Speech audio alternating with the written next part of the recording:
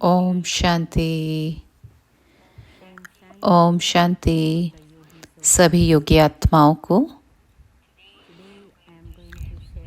आज मैं आप सबसे साझा करूंगी कुछ ऐसा सूक्ष्म पुरुषार्थ के संबंधित सहज योग के लिए। मैं आपसे 4 मुख्य पॉइंट साझा करूंगी। एक है मुरली।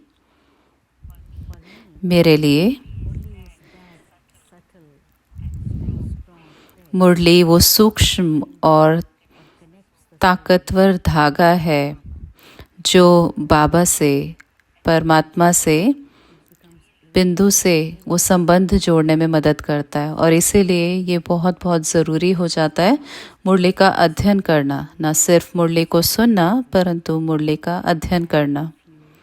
और अगर आप याद रखें कि क्या बाबा ने कहा है स्वचिंतन के बारे में अव्यक्त मुरली में 3 सितंबर की, तो बाबा ने कहा कि स्वचिंतन न सिर्फ ज्ञान का स्वचिंतन है, पॉइंट ज्ञान के नहीं है, परंतु स्वचिंतन है जब आप सोचते हैं अपनी सूक्ष्म कमज़ोरियों के बारे में या गलतियों के बारे में और मुरली से ढूंढते हैं वो ऐसे पॉइंट जो आपको मदद करते हैं इन कमज़ोरियों को दूर भगाने में और गलतियों को पार करने में।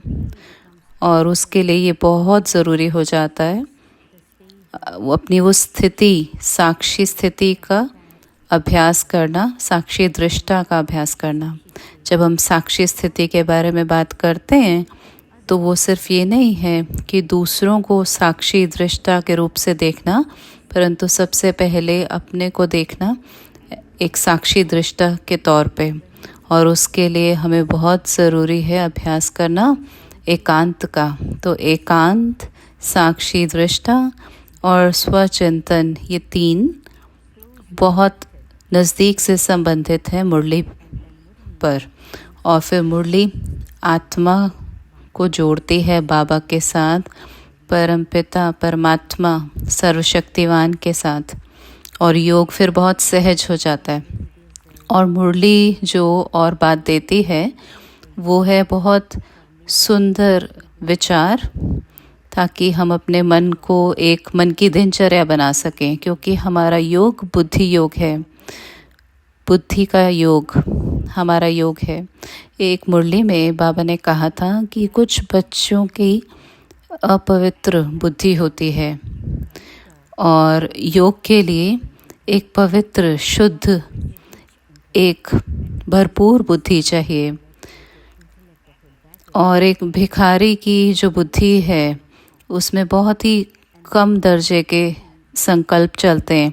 तो इसीलिए मुरली बहुत सुंदर एक स्रोत बनती है सुंदर विचारों का, जिससे हम अपनी बुद्धि को भरपूर करते हैं और दिन ब दिन बुद्धि सत्वप्रधान होने लगती है। और वो एक सत्वप्रधान बुद्धि में बाबा की याद बहुत बहुत आसान हो जाती है। तो अपने बुद्धि का संभाल करना ताकि वो नीचे ना आ जाए एक अपवित्र बुद्धि के स्तर पर, ताकि जिसमें संकल्प चलते हैं शिकायतों के, तुलना के या असंतुष्टता के। हमें हमेशा बहुत ही ऊंचे स्तर के संकल्प करने, और मुरली उस सर्वोत्तम स्रोत है उसका। और उसके आधार पर हम पूरे दिन की दिनचर्या, मनचर्या बना सकते हैं और अपने बुद्धि को बहुत ऊंचे स्तर पर रख सकते हैं। तो पहले जब ये दोनों मुख्य पॉइंट की हम संभाल करते हैं तो जो तीसरी पॉइंट है वो आती है अमृत वेला। तो अमृत वेला बहुत ही स्वाभाविक रूप से बहुत ही स्नेही और बहुत शक्तिशाली हो जाती है, क्योंकि जब हम बाबा की मुरली सुनते हैं, पढ़ते हैं और अपनी बुद्धि की संभाल करते हैं तो बाबा का प्यार हमें बहुत सहज रूप से पहुंचता है। हमारा अमृत वेला बहुत शक्तिशाली और स्नेही हो जाता है कि हमारा दिल बाबा के प्यार से भरपूर हो जाता है। बाबा ने बोला है अमृत वेला के बारे में कि पिछले संडे की मुरली में 27 अगस्त की मुरली में कि अपने दिल को बाबा के प्यार से भर लो। और जब हमारा दिल बाबा के प्यार से भरता है तो हमें कहीं और किसी की ओर भी आकर्षित नहीं करता। हमारे साथ सिर्फ और सिर्फ बाबा और बाबा होते हैं, और ये है सहज योगा।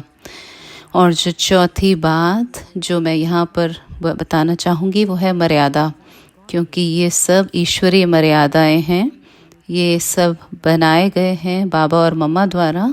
और मर्यादाएं हमारे लिए सुरक्षा का साधन है, ये हमें सुरक्षित रखते हैं किसी भी नकारात्मक प्रभाव से। और जब हम अपनी मर्यादाओं की संभाल करके चलते हैं, खासकर भोजन के संबंध में या संघ के संबंध में, न सिर्फ व्यक्तियों के संबंध में जिनसे हम बातचीत में आते हैं, परंतु किताबें जो हम या फिर जो फिल्म देखते हैं, सुनते हैं, पढ़ते हैं, जिसके बारे में हम बात करते हैं, तो इन दोनों बातों का हमें संभाल करना है। भोजन और संघ बहुत मजबूत मर्यादाएं हैं, अगर हम इन पर चलते हैं तो हम सदा बाबा सुप्रीम जो हमारे सर्वोच्च पिता हैं, सर्वशक्तिमान बाबा है, उनकी छत्र छाया के अंदर सुरक्षित रहते हैं।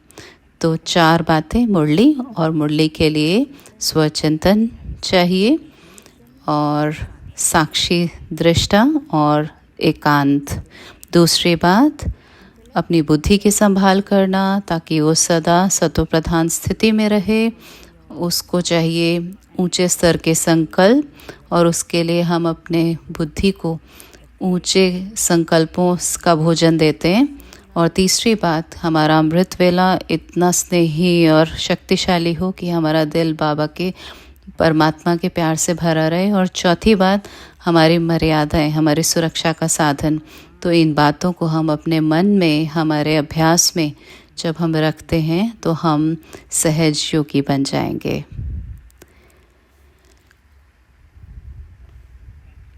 बहुत बहुत धन्यवाद और बहुत सफलता ग्लोबल भट्टी के लिए। ओम शांति।